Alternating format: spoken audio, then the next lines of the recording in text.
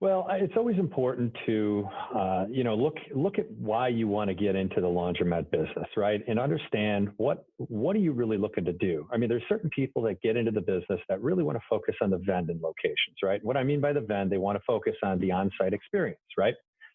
So, thinking about the business plan and how you're going to make money and differentiate based on your experiences in other laundromats, I think is the number one issue, right? Mhm. Pickup and delivery, especially with COVID, that is massive, right?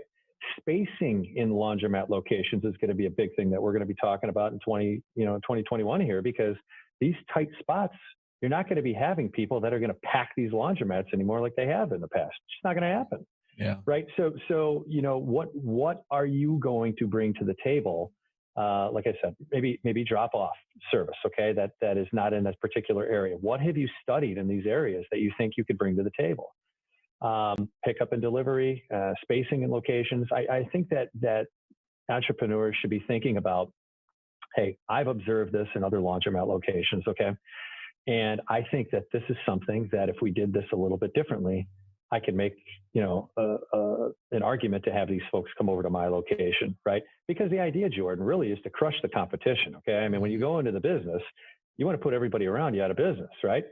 So how are you going to do that? So you may get a sheet from a business broker and look at it, and you may say, hey, this looks like a great deal, right? But what you may not know is there's a, 10,000 square foot laundromat that's getting ready to be built across the street from you when you buy that location, right?